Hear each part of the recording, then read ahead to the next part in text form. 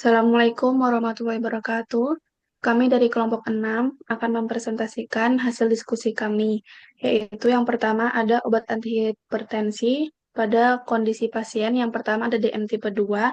Pilihan obatnya itu ada ACI, contohnya ada captopril, ARB, contohnya ada valsartan, dan CCB bila tekanan darah belum terkontrol, dan diuretik tiazid sebagai kombinasi bila diperlukan.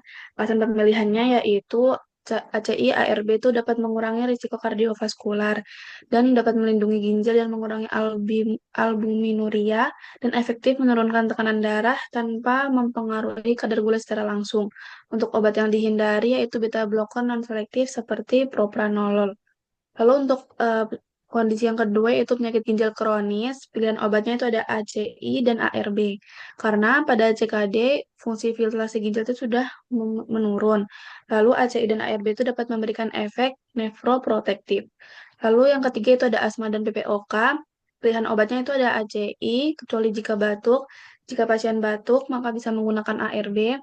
Lalu ada obat CCB, contohnya amlodipin, dan ada diuretik tiazid.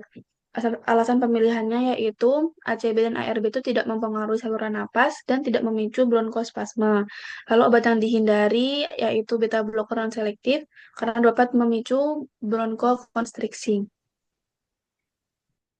Lalu untuk pada kondisi khusus anak-anak, obat yang dapat dikonsumsi ada golongan ACI, antara lain captopril, enalapril, lisinopril, benazepril, fosinopril, dan yang kedua ada golongan ARB yaitu ada losartan, irbesartan, dan yang ketiga ada golongan CCB yaitu amlodipin, isradipin, dan nifedipin. Lalu yang ketiga ada beta blocker antara lain atenolol dan labetalol. Selanjutnya ada obat golongan diuretik yang dapat dikonsumsi ada hidroklorotiazid dan spironolakton. Alasannya obat ACI itu dapat menghambat konversi angiotensin 1 menjadi angiotensin 2 yang sehingga menurunkan tekanan darah. Dan ARB dapat memberikan efek samping batuk kering dari golongan ACI. Dan selanjutnya CCB itu dapat melemaskan otot polos pembuluh darah dan efektif sebagai lini pertama pada banyak kasus. Selanjutnya untuk golongan beta blocker itu dapat digunakan bila ada indikasi khusus seperti takikardia atau penyakit jantung tertentu dan untuk golongan diuretik itu dapat mengurangi volume cairan dan sering digunakan sebagai pilihan awal atau tambahan dalam kombinasi terapi. Dan selanjutnya ada obat yang dihindari itu ada golongan beta blocker. Obat utamanya adalah propranolol yang dapat menghambat pertumbuhan tulang. Selanjutnya ada golongan diuretik yaitu golongan furosemid diuretik loop yaitu golongan furosemid dan jika ada penggunaan jangka panjang dapat menyebabkan dehidrasi.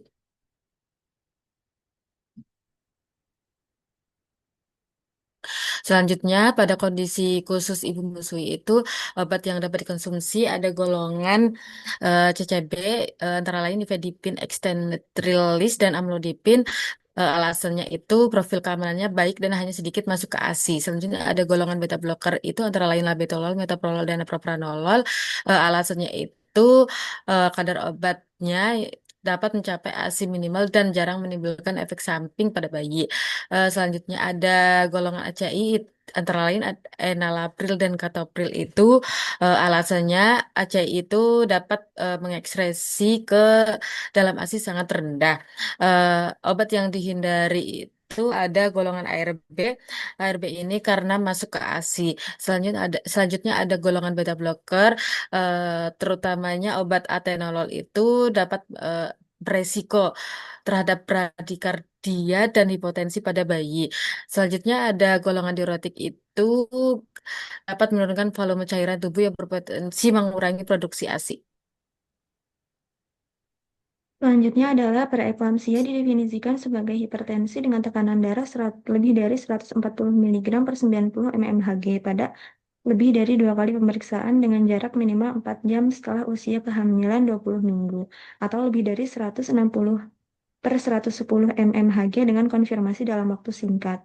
Kemudian, preeklamsia dapat berkembang cepat menjadi eklamsia yang didefinisikan sebagai kejang tonik klonik, vokal, atau multivokal yang timbul pada pasien dengan preeklamsia. Adapun epidemiologi dari preeklamsia yaitu sindrom ini dipicu oleh pelepasan sitokin proinflamasi pada plasenta pada saat terjadi stres plasenta.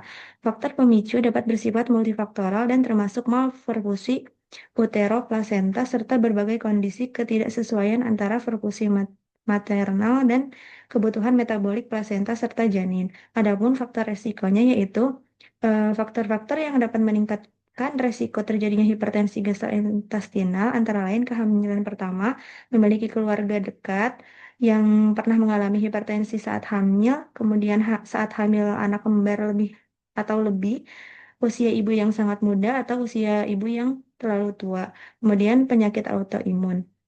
Adapun tanda dan gejalanya yaitu individu dengan preeksampia juga dapat mengalami keluhan seperti nyeri dada atau sesak nafas, muntah, serta nyeri pada daerah ulu hati. Kemudian adapun terapi farmakologi yang digunakan pada preeklamsia yaitu labetalol, penata laksanaan hipertensi pada kehamilan menempatkan labetalol dan nifedipin ekstaniliris sebagai obat lini pertama. Kemudian obat-obatan seperti ACE inhibitor, ARB, renin inhibitor, dan antagonis mineral kortikoid dikontraindikasikan. Pada preeklamsia dengan gejala berat, terapi difokuskan untuk menurunkan resiko komplikasi ibu. Kemudian magnesium sulfat merupakan standar utama untuk pencegahan dan penanganan kejang pada preeklamsia berat dan eklamsia. Diberikan selama persalinan aktif dan 12-24 jam setelahnya. Untuk pencegahan preeklamsia pada kelompok risiko tinggi, aspirin dosis rendah yaitu 81 mg per hari direkomendasikan mulai usia kehamilan 12-28 minggu hingga persalinan.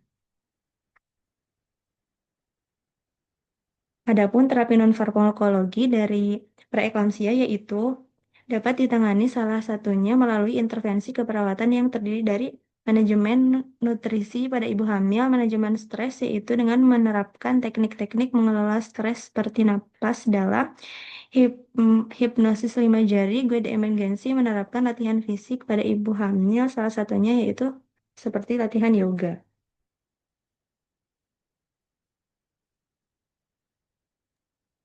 Selanjutnya ada hipertensi urgensi. Hipertensi urgensi adalah tekanan darah yang sangat tinggi. Biasanya itu lebih dari 180 per 110 sampai 120, tapi tanpa kerusakan organ target. Jadi pasien tidak menunjukkan gangguan akut pada otak, jantung, paru, atau ginjal. Penanganannya cukup dengan obat oral. Sedangkan hipertensi emergensi adalah tekanan darah yang lebih dari 180 per lebih dari 120 yang disertai dengan organ target akut seperti ensefalopati, pendarahan. Hipertensi urgensi adalah tekanan darah yang sangat tinggi. Biasanya itu lebih dari 180 sampai per 110 sampai 120 tanpa kerusakan organ target. Sedangkan hipertensi emergensi adalah tekanan darah yang lebih dari 180 per lebih dari 120 yang disertai kerusakan organ target.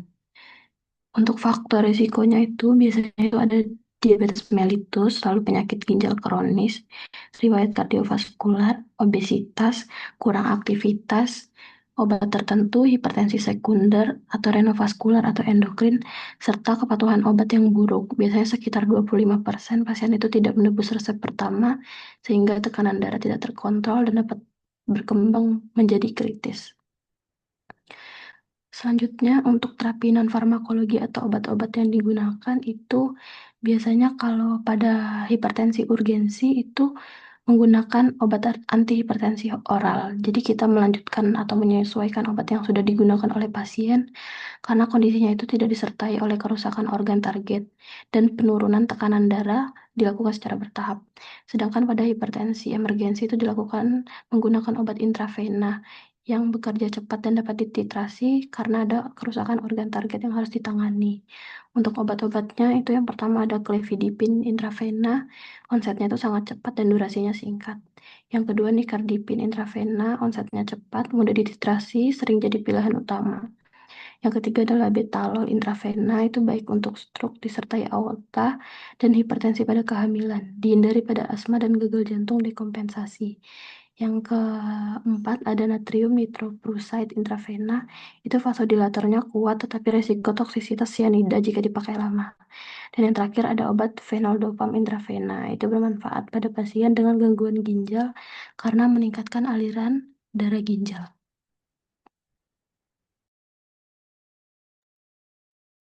Selanjutnya ada isolated systolic hypertension atau hipertensi sistolik terisolasi. Hipertensi sistolik terisolasi itu merupakan tipe hipertensi yang paling sering dijumpai pada individu usia lanjut.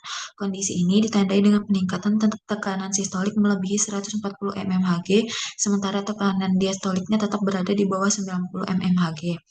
Untuk epidemiologinya itu paling banyak ditemukan pada kelompok usia lanjut, terutama akibat penurunan elastisitas arteri atau arterial stiffness.